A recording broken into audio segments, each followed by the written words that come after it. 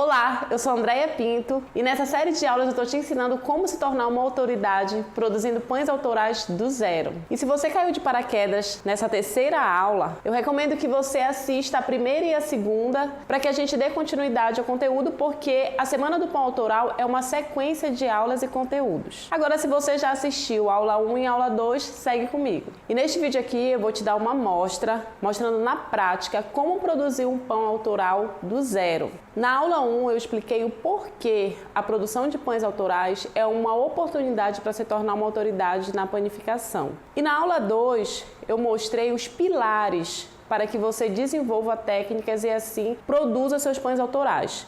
Eu mostrei os casos de alguns alunos meus que conseguiram desenvolver essa técnica e como você também pode estar produzindo seus próprios pães autorais. Eu também queria agradecer as pessoas que deixaram comentário aqui, contribuíram com o desafio que foi lançado na nossa primeira aula e a interação dessa comunidade ficou muito mais dinâmica. Eu tentei responder todos os comentários e se eu ainda não respondi o seu comentário ou a sua pergunta, pode ficar tranquilo que eu vou responder todos os comentários que vocês deixaram aqui e convido as pessoas que ainda não comentaram para também comentar e assim a gente tornar muito mais dinâmico e você também poder tirar as dúvidas e desenvolver o seu próprio pão a partir das nossas aulas aqui da Semana do Pão Autoral. Então, para a nossa Semana do Pão Autoral, eu escolhi uma receita de um pão com ingredientes básicos. Eu queria um pão simples, mas eu queria que tivesse o sabor da Amazônia. E como eu ainda não havia trabalhado com esta planta, que é a chicória,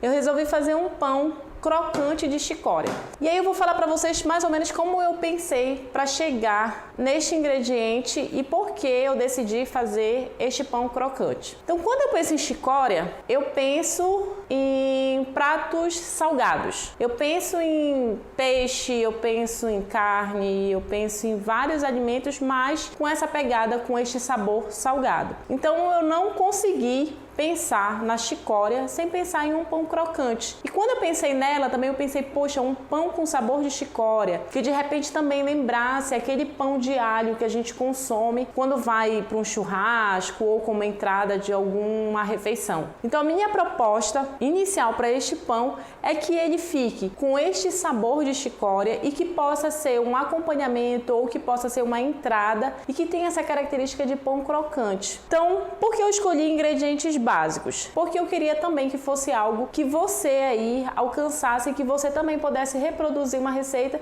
substituindo a chicória por outra planta ou outra erva que você possa ter aí na localidade onde você está. Então, para começar, essa chicória ela é conhecida como chicória amazônica, porque existem outros gêneros de chicória que também se assemelham um pouco, algumas amargas, mas o fato é que a nossa ela tem um sabor bem acentuado. Lembra um pouco o que a gente chama de coentro, lembra um pouco até mesmo a utilização nos pratos, geralmente peixe, a gente coloca coentro e chicória, tá? Então, como eu vou fazer? Como eu quero que fique um sabor bem acentuado da chicória, eu vou triturar essa chicória no liquidificador, utilizando uma quantidade pequena de água, porque o meu objetivo não é pegar este suco simplesmente e misturar o meu pão. Como eu quero um sabor acentuado, além do suco, eu vou pegar também a fibra e vou misturar nesta preparação, fazendo com que a pessoa sinta pequenos pedaços da chicória no momento que estiver comendo o pão. Então, é um pão que você pode consumir com uma sopa, por exemplo.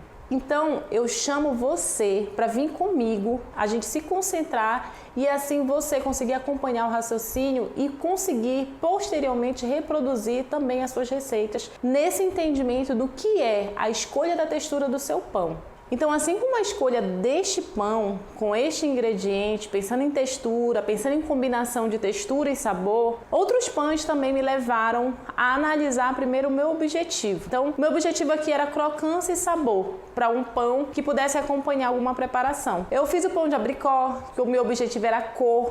Então, o pão de abricó foi um pão que eu já não associei tanto com textura, eu associei com cor. Eu queria trazer a cor do abricó para o meu pão. Então, utilizei algumas técnicas para que aquela cor permanecesse mais intensa possível. Já outro pão, como o pão de uva, o pão bolo de uva que eu batizei, ele é um pão que eu já pensei em textura. Eu queria uma textura super macia para agradar a minha avó. Eu fui trabalhando ingredientes que trouxesse essa maciez. Coloquei gordura, coloquei leite, coloquei açúcar, ovos e a somatória desses ingredientes trouxeram textura macia para o meu pão. Então, sempre que eu vou pensar em desenvolver uma receita, primeiramente eu penso qual o objetivo deste meu pão, qual público, qual momento a pessoa vai consumir esse meu pão.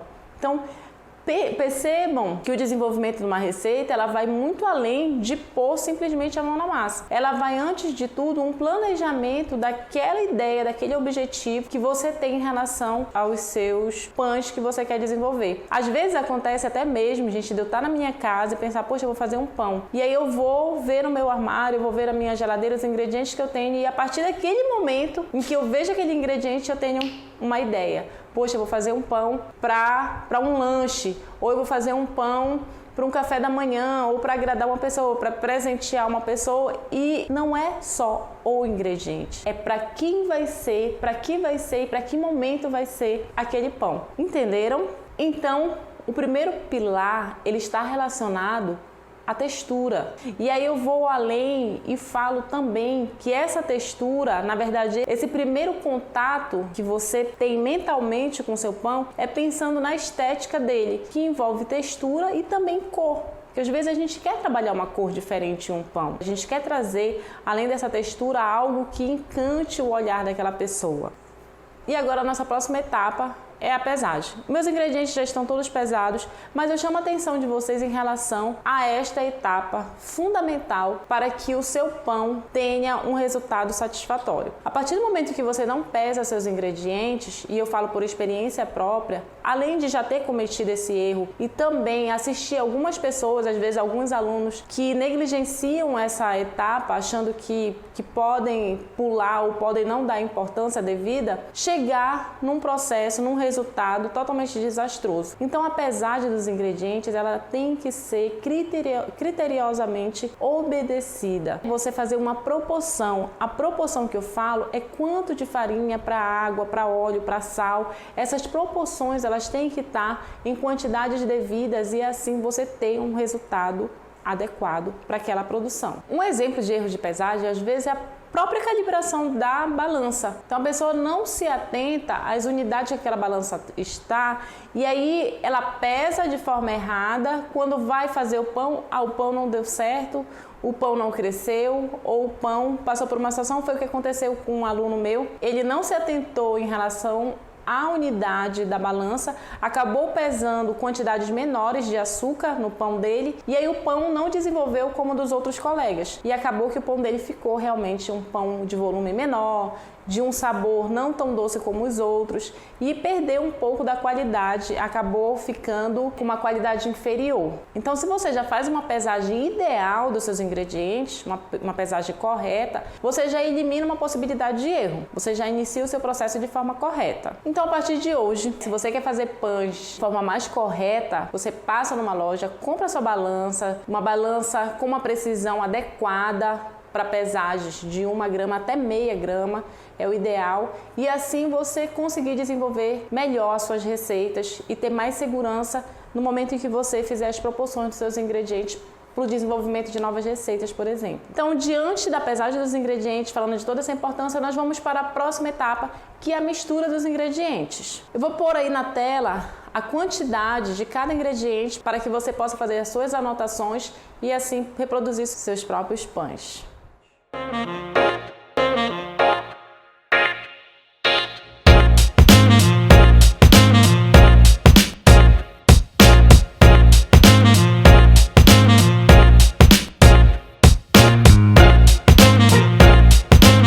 Eu lavei todas as folhas, tá? Peguei um maço, apenas um maço de chicória. Vou tirar essa parte do talo e vou pôr as folhas para serem trituradas. Vamos colocar aqui, deixa eu dar uma rasgadinha. Andréia, quanto de chicória eu vou utilizar? Olha só, gente. Quando você vai desenvolver uma nova receita, por exemplo, esse pão aqui, ele é um pão que eu estou desenvolvendo aqui junto com vocês. Então, o que eu vou fazer?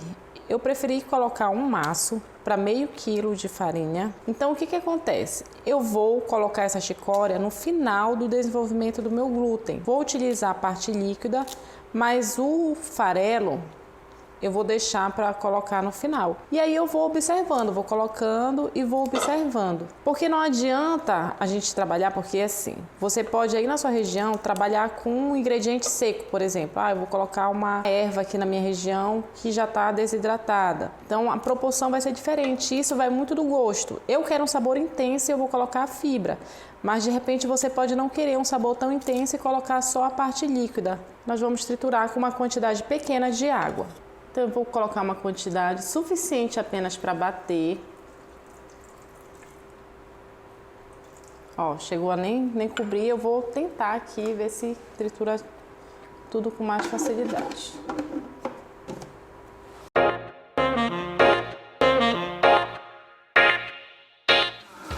Vamos observar aqui para ver como tá, se tá triturando legal. Tá, e eu vou dar continuidade.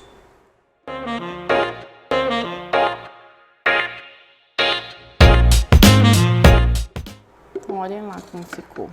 Só um pozinho mesmo. Então, agora eu vou peneirar. Vou separar a parte mais líquida da parte mais sólida para eu utilizar em momentos diferentes no momento da mistura. Nós vamos iniciar um processo de mistura direta. Como é uma aula e a gente tem um curto tempo, a gente vai fazer tudo de um método direto. Pegar a farinha de trigo. Agora nós vamos colocar o pré-fermento. São 200 gramas de pré-fermento. Olha como ele tá.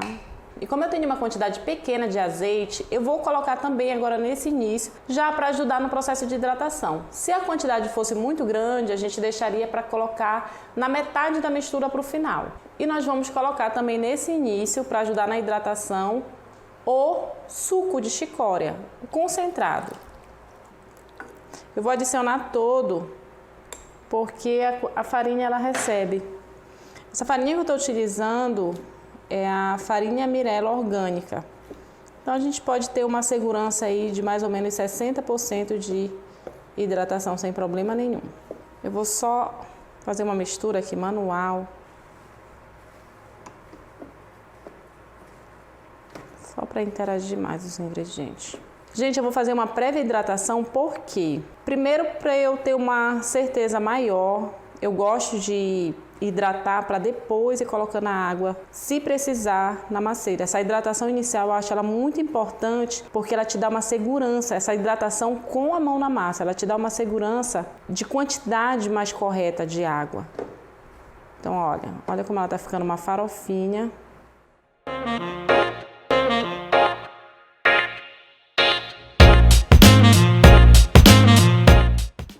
Vou colocar mais um pouquinho de água. Água gelada. Sempre água gelada, e essa é uma insistência que eu venho batendo nas minhas publicações, nos meus vídeos, porque a água gelada ela te possibilita segurar a fermentação para a fermentação acontecer no momento certo. As pessoas insistem, algumas, em utilizar água morna e falar: o meu pão sempre dá certo com água morna. Ele dá certo em dias frios, ele dá certo naquele dia que você não tem uma umidade tão alta na cidade ou no local onde você está, mas em se tratando de clima quente e umidade elevada, com certeza a fermentação ela vai acontecer nesse momento aqui que você estiver misturando seus ingredientes. Agora nós vamos iniciar a mistura aqui na...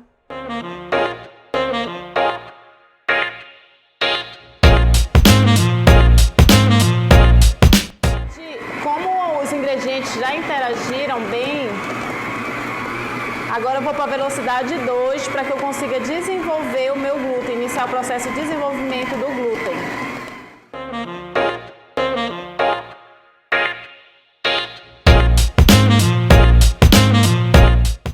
Vamos dar uma olhada para ver como está se comportando, né? O glúten está sendo desenvolvido. Essa pegajosidade, olha, gente, ela pode estar acontecendo, eu vou fazer meu pão na mão.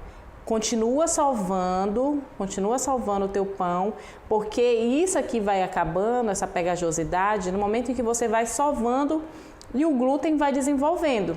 Então isso é um sinal de que a gente ainda precisa sovar um pouquinho mais, olha. Mas a elasticidade já está vindo. Vamos continuar aqui.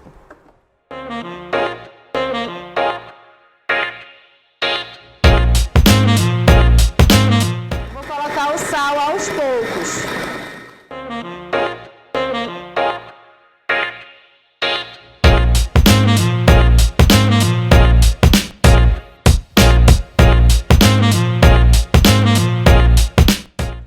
gente, aqui o concentrado, ele ainda tá com um pouquinho de água, porque eu só passei na peneira. Mas o que eu vou falar pra vocês? Como a minha massa tá bem hidratada, e eu não quero mais comprometer tanto, então eu vou espremer bem antes de pôr essas fibras. Pode espremer bem. Se tiver até um paninho, você queira tirar mais ainda, pode usar para ajudar a sair bastante. Ó, aí ficou um pozinho, olha, tirando bem. E é essa fibra que eu quero que a pessoa sinta no momento que comer o pão de chicória.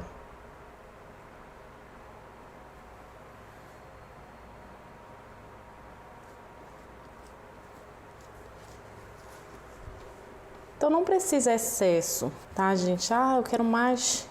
Começa com quantidades pequenas, começa com o que te dá segurança em trabalhar. Agora nós vamos incorporar. André, por que tu não colocou direto lá na batedeira? Porque as fibras, elas atrapalham o desenvolvimento do glúten. Eu tô constantemente passando um pouquinho de azeite na minha mão, tá, gente? Aí aqui eu vou só incorporar a fibra.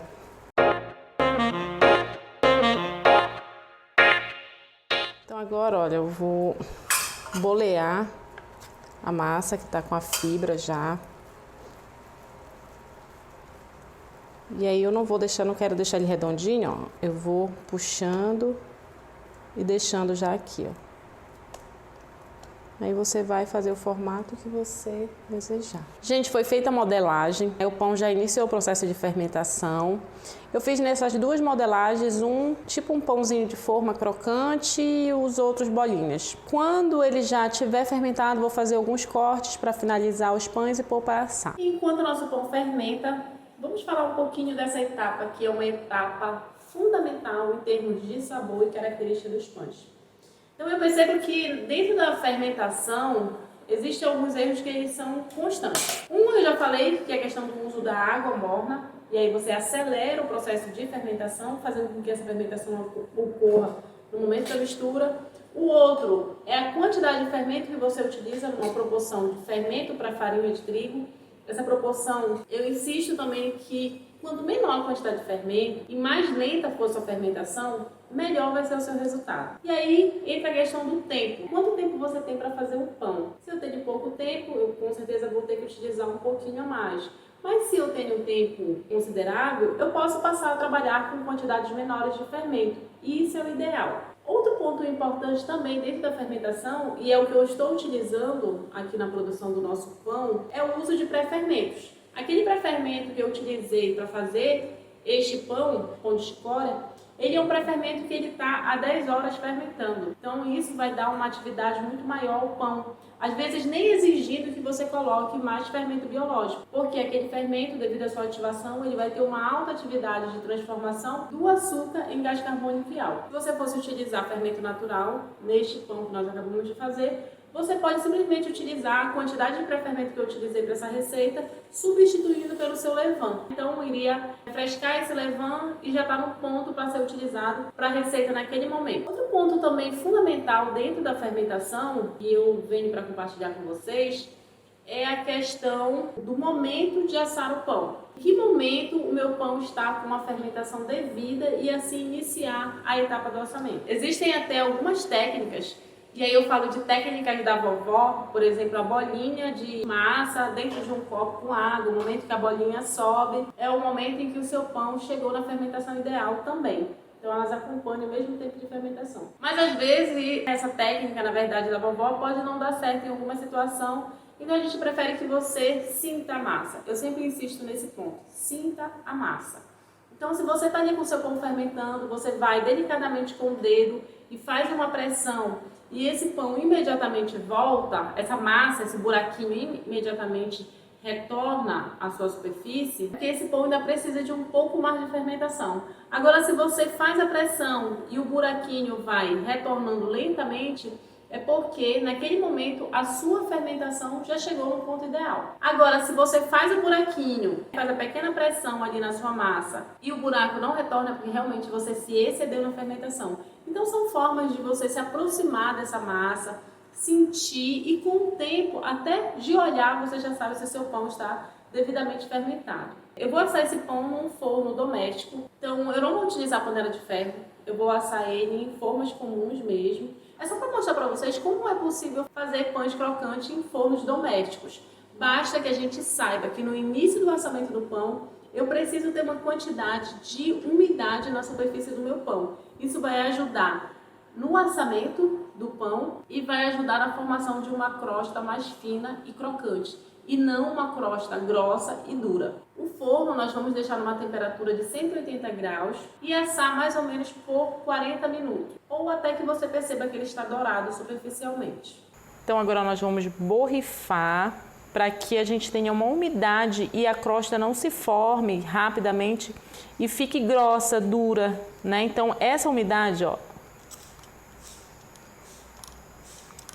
é justamente para a gente ter essa água no momento do assamento. É o que vai retardar a formação da crosta do pão. Agora eu vou fazer uma finalização, tá, dos pães. Vou só fazer pequenos cortes, só para dar uma estética e fazer com que o direcionamento do ar saia mais uniforme.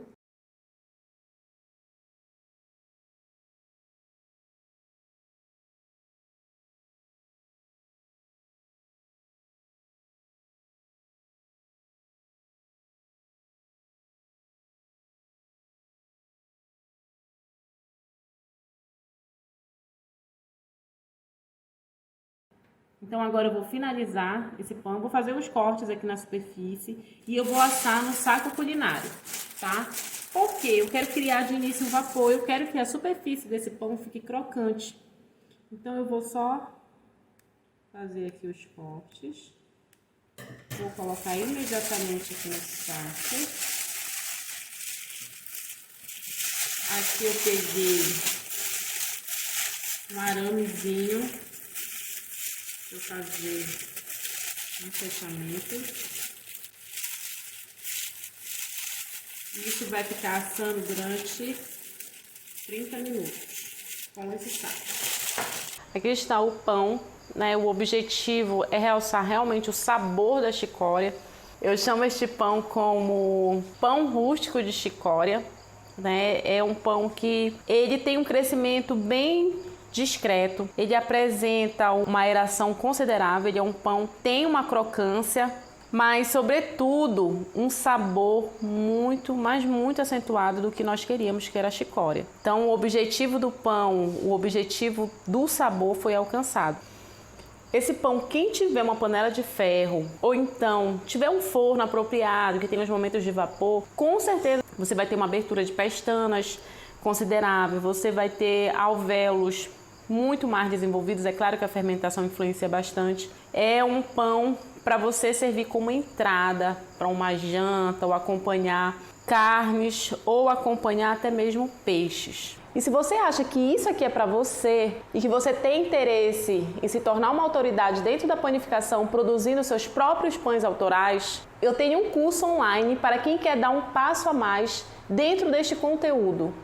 E até o momento, isso é o que eu consigo passar para vocês, porque o nosso tempo é limitado e talvez se eu fosse passar mais conteúdo, na verdade o conteúdo completo voltado para a produção de pães autorais, talvez a gente passasse horas ou dias falando em pães autorais. E para quem quer realmente se aprofundar no assunto, eu tenho uma proposta a fazer. O método Panificação na Amazônia, do zero à produção de pães autorais, é um método onde eu desenvolvi o passo a passo para você produzir o seu pão autoral e se tornar uma autoridade dentro da panificação. Eu vou te ensinar as técnicas que eu utilizo para produzir as minhas receitas, os meus pães, e assim te mostrar todos os pilares desenvolvidos para que você tenha segurança também e a partir daí desenvolva os seus pães autorais e se torne uma autoridade dentro da panificação.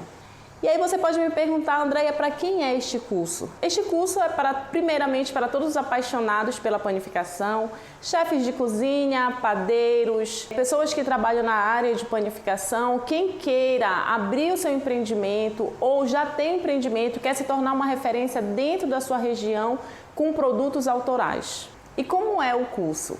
O curso são videoaulas que estarão disponíveis para você acessar a qualquer horário do dia, de qualquer local onde você tenha acesso à internet. e pelo fato das videoaulas serem 100% online, você não vai ter aquela desculpa de não ter tempo, de não poder fazer porque é em outro estado, ou simplesmente porque durante a sua rotina é difícil de encaixar um curso por um dia inteiro. Então você vai se organizar dentro das suas condições para você fazer o curso completo.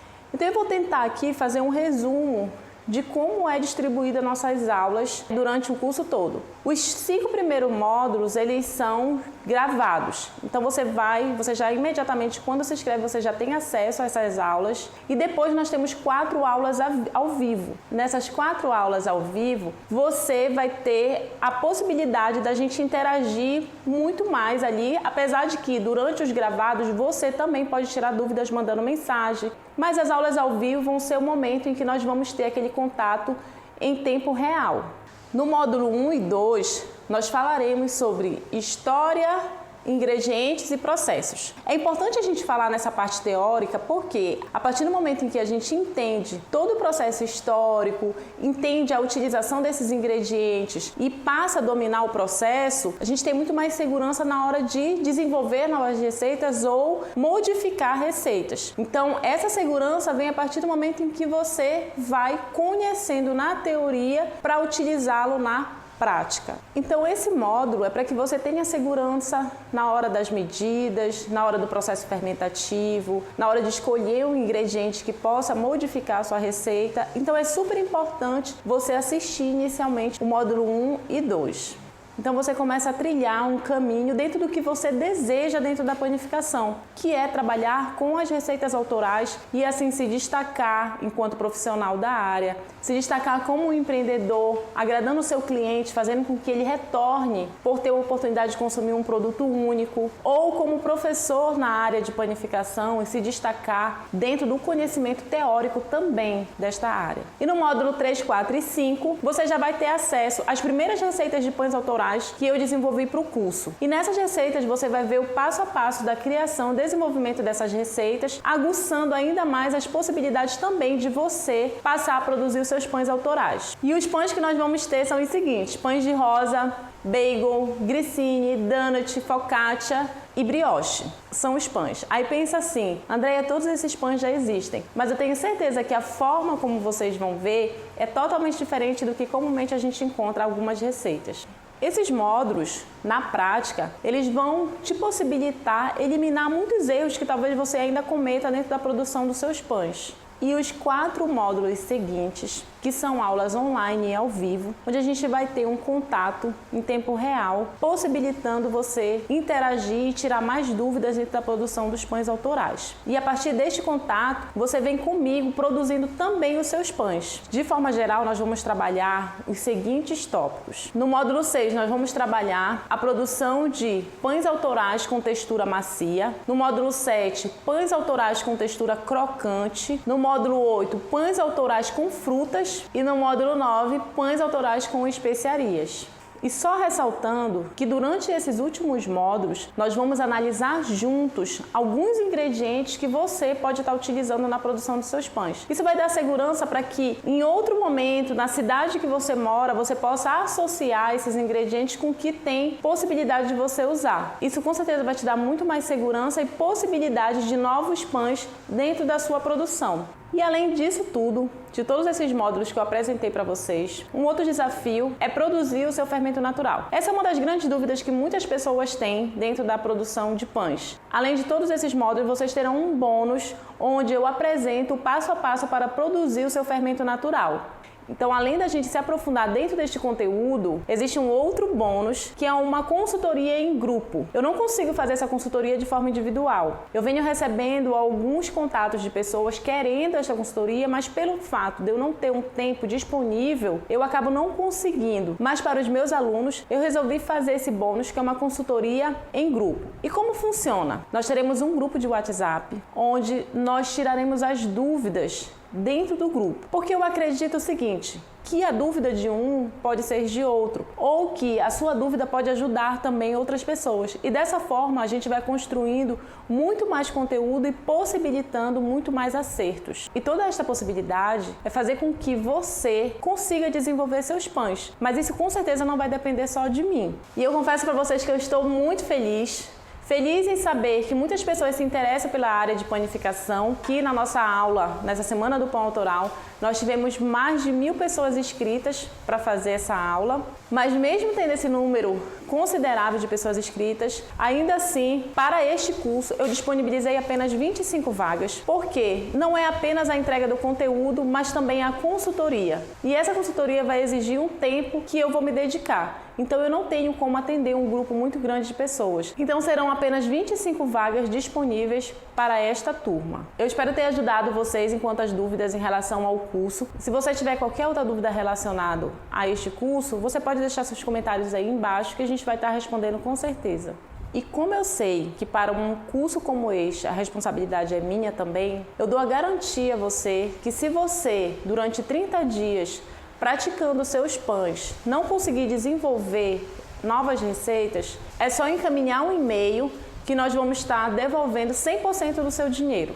E eu tenho consciência da minha responsabilidade. E essa responsabilidade não é 100% minha, é 50% minha e eu sei e eu garanto a você que eu vou dar o meu melhor. E os outros 50%, a responsabilidade é sua, de reproduzir as receitas, reproduzir todos os nossos trabalhos que nós vamos estar fazendo durante as aulas. Porque não podemos dizer que algo não funcionou sem antes tentar. Faça os seus 50%, tente antes de dizer simplesmente que algo não funcionou. E eu te adianto, para quem quer entrar na próxima turma do curso Panificação na Amazônia, do zero à produção de seus pães autorais, estarão abertas as inscrições agora no dia 27 de janeiro, às 8 horas da manhã, e se encerrarão no dia 1º de fevereiro, às 23h59, ou até que as vagas, as 25 vagas, sejam preenchidas. E se existir alguma dúvida, pode deixar seus comentários que nós vamos estar respondendo. Eu gostaria de agradecer a participação de todos vocês na nossa Semana do Pão Autoral e que é um imenso prazer ter você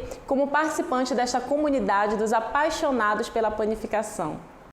Oi, eu sou a Leide Nascimento, então foi muito importante porque me ajudou a compreender, me ajudou a entender que fazer pão vai muito além de misturar os ingredientes, sovar e colocar para crescer. Que a gente aprendeu sobre massa de panetone, que eu vi uma oportunidade de ganhar dinheiro.